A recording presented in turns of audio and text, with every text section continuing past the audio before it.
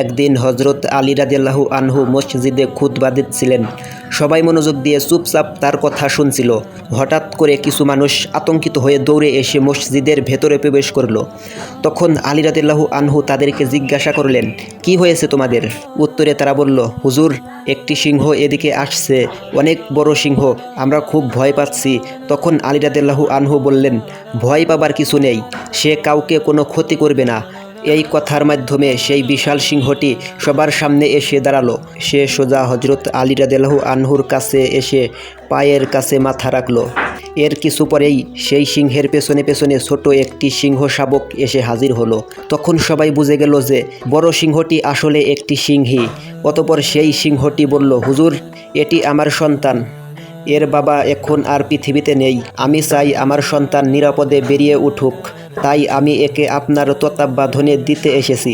তখন আলী রাদিয়াল্লাহু আনহু বললেন, তুমি যাও, তার ব্যাপারে কোনো চিন্তা করো না, আমি কথা দিচ্ছি এই সন্তান কখনোই নিজেকে অস্থায়ী ভাববে না। তখন সিংহটি জিজ্ঞাসা করল, হুজুর, কে তাকে লালন পালন করবে? তখন আলী রাদিয়াল্লাহু আনহু উত্তর দিলেন, আমার পুত্র হুসাইন তার দেখাশোনা করবে ইনশাল্লাহ।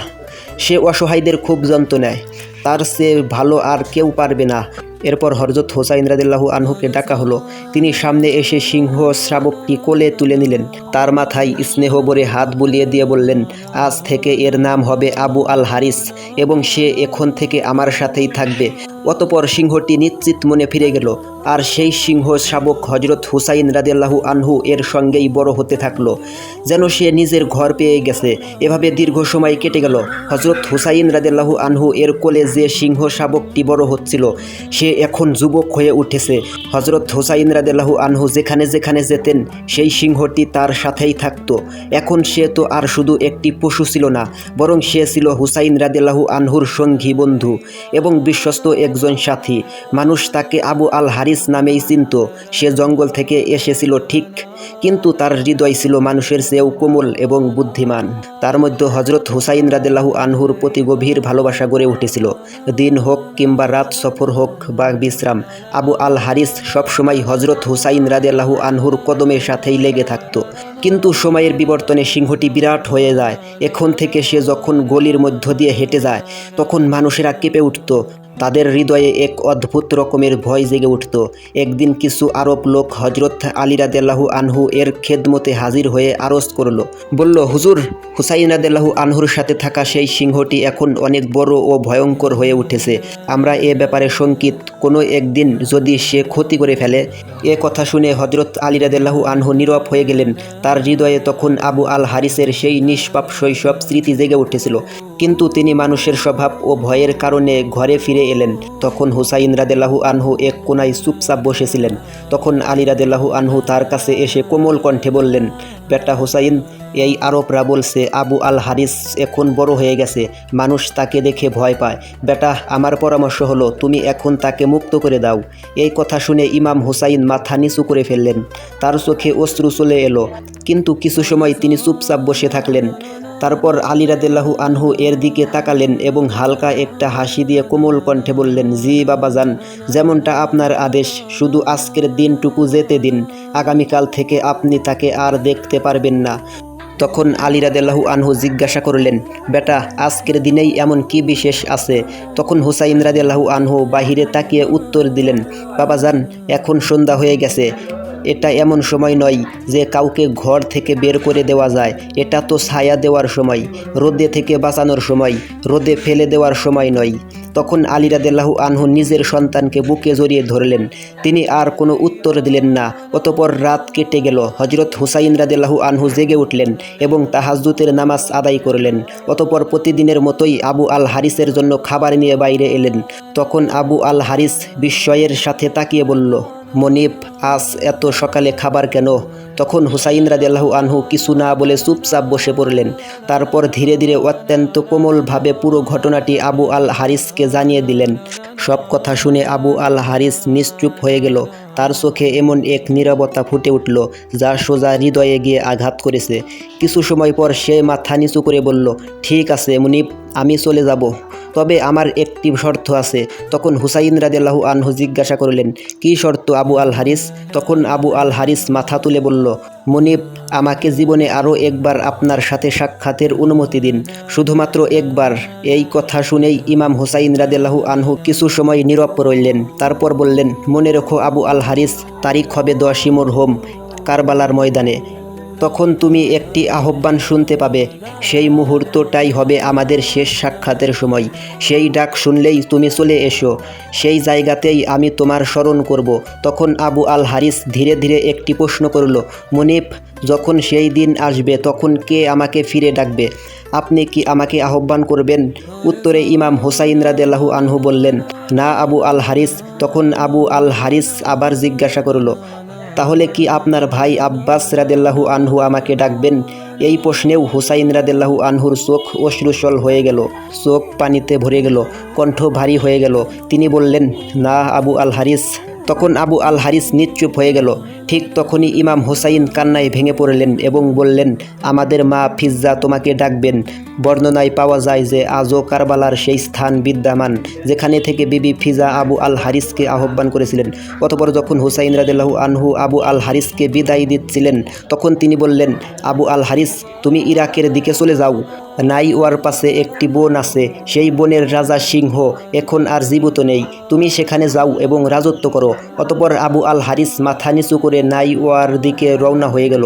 অতঃপর দীর্ঘদিন পরে সেই আশুরার দিন আসলো। কারবালার প্রান্তরে এক নীরবতা বিরাজ করেছিল, কিন্তু সেই নীরবতার পেছনে ছিল এক ভয়ঙ্কর ঝড়ের পূর্বাভাস। যখন হজরত হুসাইন রাদিয়াল্লাহু আনহু শহীদ হলেন, তখন ওমর ইবনে সাদ আর আদেশ ছিল হুসাইনের পবিত্র দেহের ওপর ঘোড়া চালানো। পবিত্র দেহের ওপরে ঘোড়া চালানো হবে এবং তার দেহকে পদলোতিত করা হবে।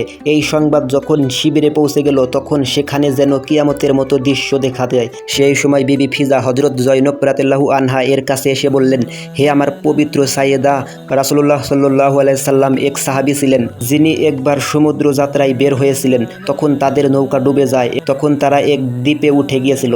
সেখানে তারা একটি সিংহের মুখোমুখি হয়েছিল। তখন সেই সাহাবী বললেন, আমাকে কষ্ট দিও না, আমি মুহাম্মাদের উম্মত। তখন সিংহটি তাকে আঘাত না করে নিরাপদে পৌঁছে দেয়। এই ঘটনাটি মনে করিয়ে দেয় যে বিবি ফিজা বললেন, হে আমার পবিত্র সাইয়েদা, এই এলাকাতেও একটি সিংহ আছে, তার নাম আবু আল হারিস। এটি সেই সিংহ যাকে হুসাইন রাদিয়াল্লাহু আনহু ছোটবেলা থেকে নিজের হাতে লালন পালন করেছেন, তাকে ভালোবাসা দিয়ে বড় করেছেন।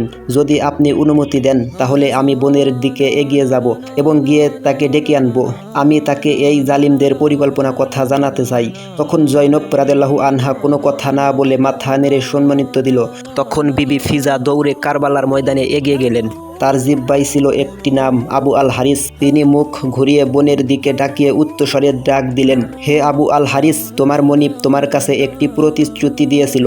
আজ সেই দিন এসে গেছে। এই ডাক শুনেই জঙ্গলের বাতাসের চারিপাশ কেঁপে উঠল, গাছপালা থরথর করে কাঁপতে লাগলো। তারপর মাটি কেঁপে উঠল, ঝোপঝাড়ের মধ্যে নড়াচড়া শুরু হলো এবং হঠাৎ সেই সিংহ আবু আল হারিস বজ্রপাতের মতো গর্জন করলো। দৌড়ে এসে বিবি ফিজ্জার সামনে উপস্থিত হলো। সিংহটিকে দেখে বিবি ফিজ্জার চোখ অশ্রুসল হয়ে উঠল, তার কণ্ঠ ভারী হয়ে গেল। তিনি বললেন, হে আবু আল হারিস, তুমি কি জানো এই অত্যাচারীদের কি উদ্দেশ্য? তারা চায় তোমার মনিব হজরত হুসাইন রাদিয়াল্লাহু আনহু এর পবিত্র দেহকে পদদলিত করতে। তারা চায় এমনভাবে তার পবিত্র দেহের ওপর ঘোড়া চালাতে যাতে তার দেহ এতটাই বিকৃত হয়ে যায় যে কেউ চিনতেও পারে না।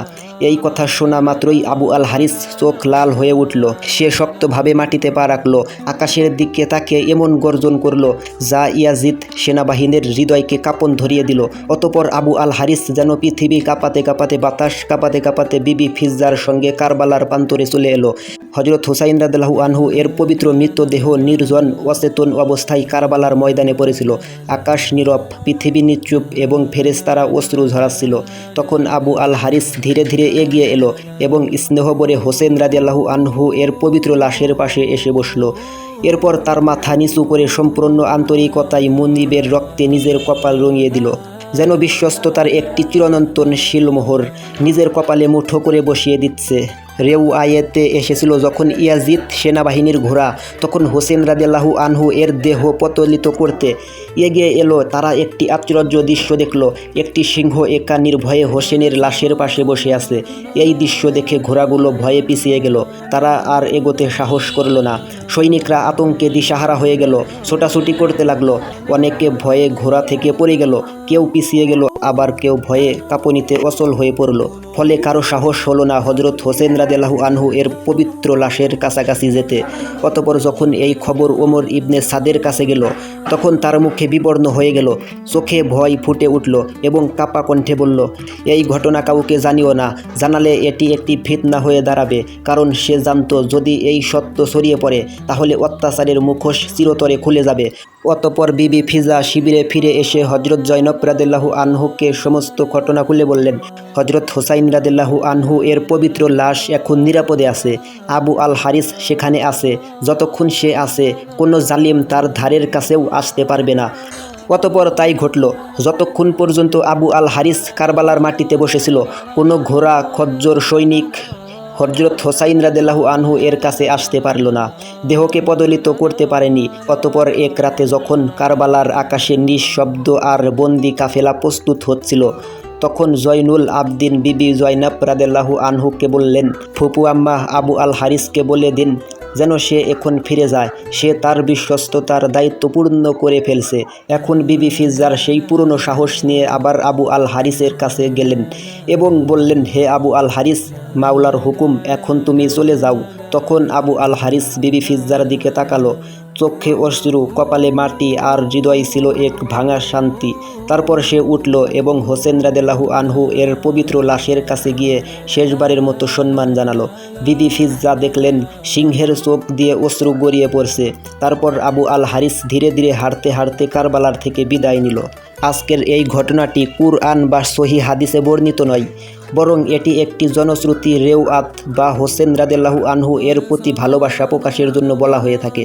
আমাদের উদ্দেশ্য এটি ইতিহাস হিসাবে ভালোবাসার প্রতীক হিসাবে একটি বার্তা তুলে ধরা হলো।